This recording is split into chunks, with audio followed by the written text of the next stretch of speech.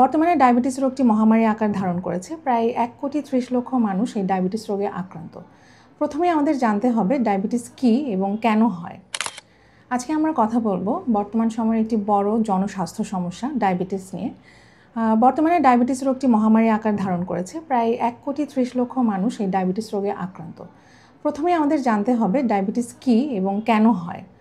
Diabetes একটি দীর্ঘমেয়াদী বিপাকজনিত রোগ, যেখানে ইনসুলিন কম তৈরি হওয়ার কারণে অথবা ঠিকমতো কাজ করতে না পারার কারণে রক্তে শর্করার পরিমাণ বেড়ে যায় এবং বিভিন্ন অঙ্গ প্রত্যঙ্গ যেমন চোখ, স্নায়ু, হার্ট, কিডনি, পায়ের রক্তনালী এসব অঙ্গ প্রত্যঙ্গকে প্রভাবিত করতে পারে।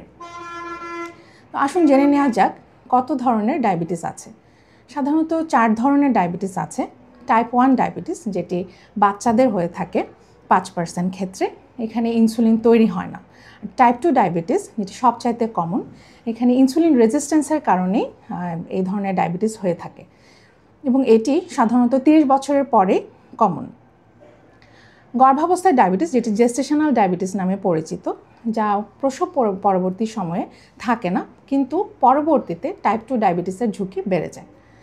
চতুর্থ টাইপ, যেটা আদার স্পেসিফিক টাইপ অফ ডায়াবেটিস নামে পরিচিত, এই ধরনের অবস্থা সাধারণত নির্দিষ্ট কিছু রোগ অথবা ওষুধের কারণে হয়ে থাকে, যেমন নির্দিষ্ট জিনগত সমস্যা, প্যানক্রিয়াসের রোগ, বিভিন্ন হরমোনজনিত রোগ এবং ওষুধের মধ্যে স্টেরয়েড জাতীয় ওষুধের কারণে এই ধরনের ডায়াবেটিস হয়ে থাকে। এরপরে আমাদের জানতে হবে যে কখন আপনি মনে করবেন আপনার ডায়াবেটিস হয়েছে। ডায়াবেটিসের লক্ষণগুলো আমাদের জানতে হবে। ডায়াবেটিসের প্রধান লক্ষণগুলোর মধ্যে ওজন কমে যাওয়া, অতিরিক্ত পানি পিপাসা পাওয়া, ঘন ঘন প্রস্রাব হওয়া, এছাড়াও অতিরিক্ত দুর্বল লাগা, ক্ষুধা বেড়ে যাওয়া এবং শরীরের ঘা শুকাতে সময় নেওয়া। এই লক্ষণগুলো থাকলে আপনাকে চিকিৎসকের শরণাপন্ন হয়ে ডায়াবেটিস শনাক্তকরণের পরীক্ষাগুলো করতে হবে। ডায়াবেটিস যদি নিয়ন্ত্রণে না থাকে তবে চোখ, স্নায়ু, হার্ট, কিডনি এসব অঙ্গ প্রত্যঙ্গে বিভিন্ন জটিলতা হতে পারে। এরপর আসি যে আমরা কিভাবে ডায়াবেটিস শনাক্ত করতে পারি। ডায়াবেটিস শনাক্তকরণের মধ্যে একটি অন্যতম প্রধান পরীক্ষা, যেটা আমরা ওজিটিটি বলি, এখানে প্রথমে খালি পেটে রক্ত দিতে হবে এবং 75 গ্রাম গ্লুকোজ খাওয়ার 2 ঘন্টা পরে রক্ত দিতে হবে।